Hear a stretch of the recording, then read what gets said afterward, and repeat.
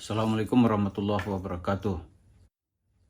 Para pemirsa, kali ini kita akan mengambil pelajaran pendek dari firman Allah surat As-Saff. Surat As-Saff itu artinya barisan. Jadi saat itu Nabi Allah Shallallahu Alaihi Wasallam, yaitu Nabi Muhammad, disuruh untuk menegakkan kebenaran itu harus punya saf yang rapi, barisan yang teratur.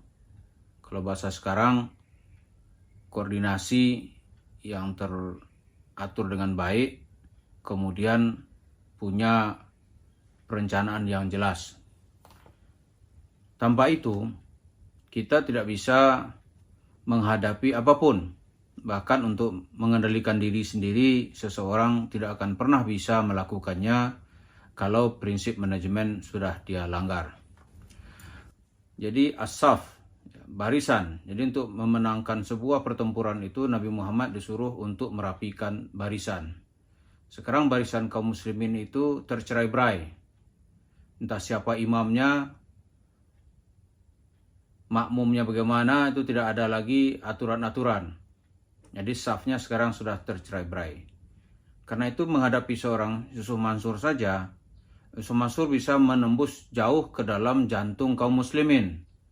Dia mengambil harta jamaahnya, menipu atas nama tabungan tanah, itu karena jamaah kita tidak punya saf yang jelas. Emosinya tinggi, semangat beragamanya berapi-rapi, tapi safnya tidak ada. Yang kedua, kata Tuhan, supaya kita tidak tertipu oleh berbagai banyak fitnah, tidak terperdaya oleh berbagai janji-janji palsu. Orang Islam itu tidak boleh omdo, yaitu dia berkata tapi tidak berbuat. Kita harus merapikan kehidupan kita. Perbuatan dengan kata-kata itu harus makin serasi. Ya, perbuatan dan kata-kata itu harus makin serasi. Sekarang ini udah ketahuan misalnya fitnah ada di mana-mana, tapi masih banyak orang yang dengan senang hati mau membela, bahkan orang-orang yang mengatakan kebenaran dituduh macam-macam gitu. Malah itu yang kena fitnah. Jadi umat Islam sekarang ini, ya kita harus meninggalkan prinsip yang diingatkan oleh Allah, jangan kita itu omdo. Yang ketiga yang diingatkan juga itu adalah ka'annahum bunyanun marsus. Itu harus menjadi suatu ikatan jemaah yang kuat. Ya, kalau tidak ada jemaah yang kuat, mereka tidak akan bisa membangun sebuah bangunan yang kokoh.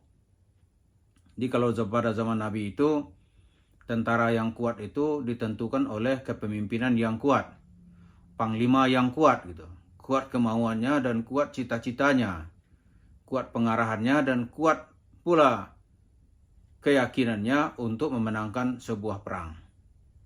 Nah, kita sekarang ini menghadapi perang melawan kebatilan, yaitu fitnah sedekah yang dilontarkan dan dilayangkan oleh Yusuf Mansur dan kawan-kawannya. Ini ternyata telah membawa fitnah ke tengah barisan kaum muslimin, wabil khusus di era reformasi ini. Orang-orang yang punya semangat beragama yang kuat itu bisa semangatnya itu menjadi putus asa. Uang yang dia kumpulkan tadi itu bisa menjadi tidak bermakna. Kenapa? Karena bunyanun marsus kita tidak ada. Nah sekarang untuk membangun keyakinan itu kembali, banyak hal yang sudah dan sedang dilakukan oleh anggota masyarakat kita. Misalnya untuk membungkam kebohongan Yusuf Mansur, itu jemaah di Darussalam itu, jemaah pengajian Darussalam yang dulu telah tergabung dalam investasi batubara, yang jumlahnya lebih 200 orang, kita kira tidak mungkin dinafikan oleh Yusuf Mansur, itu jemaah pembohong itu, tidak mungkin. Supaya tidak ada fitnah itu, mereka sekarang ini mengundang secara akhlak al-islami, bagaimana menyelesaikan persoalan dengan cara masing-masing membuat kesaksian. Tapi kita lihat semangat jemaah yang begitu menggebu-gebu untuk menuntut haknya, itu mudah-mudahan tercipta satu bunyanun marsus. Ya, suatu barisan yang kuat gitu. Semoga mereka di dalam itu tidak ada perpecahan, bahwa benar seperti yang diceritakan sebelum-sebelumnya, hartanya sudah diraup oleh Yusuf Mansur dan kawan-kawannya, dan sebuah data-data itu nanti pasti akan terungkap. Karena sebagian pimpinan perusahaan yang disebut oleh Yusuf Mansur itu sudah masuk penjara dalam kasus penipuan pada tempat lain gitu. Tapi bukan pada tempat jemaah Darussalam. Jadi dengan kisah ini tidak mungkin Yusuf Mansur bisa berlepas tangan, melarikan diri sambil mengentutin jemaahnya gitu. Itu nggak mungkin. 200 orang akan dibilang kalian semua penipu, itu nggak mungkin itu. Mana mungkin 200 orang, dari orang pintar-pintarnya, ada yang dokter, sarjana hukum, ada akunting, sampai nanti ke tingkat yang paling bawah yaitu marbot masjid. Karena marbot masjid juga dirugikan dalam kasus ini. Jadi kita lihat nanti, Bunyanun Marsus itu kita lihat adalah jaminan Allah. Kalau kita membangun sebuah Bunyanun Marsus, insya Allah kita akan membangun benteng perjuangan yang kuat. Jadi, kalau kita umat Islam, dalam ajaran dari surat As-Saff ini, diantaranya adalah kita harus menghindari kembali itu sikap omdo. Sikap omdo, banyak bicara, tidak berbuat. Kalau berbuat, tidak ikhlas juga tidak cerdas. Maka di sana itu jangankan banyak orang yang menyerang kita. Satu orang seperti Yusuf Mansur ini saja yang menyerang barisan kaum muslimin, di mana-mana kita lihat banyak bangkai-bangkai yang bergelimpangan. Bangkai-bangkai korban investasi. Dia nggak akan peduli. Apakah dengan investasi orang melarat dan menderita, dia tidak peduli. Apakah dengan investasi orang menjadi stroke, dia nggak akan peduli. Apakah ibu-ibu nanti yang berinvestasi rumah tangga menjadi hancur berantakan, dia nggak akan peduli. Karena itu, kita dekatkan diri kepada Allah itu dengan cara membangun Bunyanun Marsus. Mari kita bersama-sama mengungkap fakta-fakta ini. Jadi kalau ada bapak-bapak, ibu yang merasa dirugikan atau merasa saudaranya pernah dirugikan, ya jangan diam saja. Sekarang saatnya kita ungkap semuanya agar semuanya serba transparan. Dan ucapan saya ini jangan pula dianggap, wah ini fitnah apa lagi? Enggak, ini bukan fitnah. Ini juga bukan ghibah gitu. Dan ini juga bukan mau suuzon. Ini harus dijelaskan gitu. Karena sebagian ustaz-ustaz tidak bisa lagi menempatkan mana penyelesaian masalah, mana yang suuzon gitu.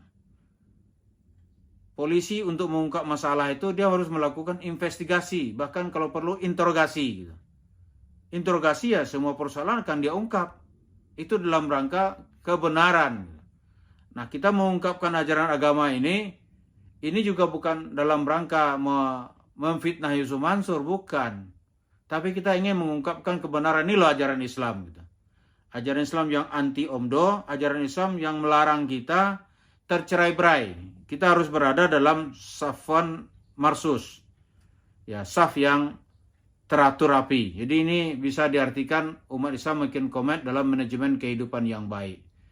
Jadi mudah-mudahan dengan surat As-Saff ini kita bisa mengukur dan memantaskan diri kita di hadapan Allah. Agar Allah nanti juga memantaskan diri kita di hadapannya. Ya, agar Allah juga memantaskan hidup kita di hadapan manusia. Jadi mudah-mudahan tidak ada yang sia-sia. Semua kita jadikan pelajaran. Mari kita bersemangat terus menuntut hak-hak kita agar kita menjadi khalifatullah fil ardh. Demikian, terima kasih. Untuk pertemuan berikutnya kita lanjutkan pelajaran pendek dari surat As-Saff ini. Assalamualaikum warahmatullahi wabarakatuh.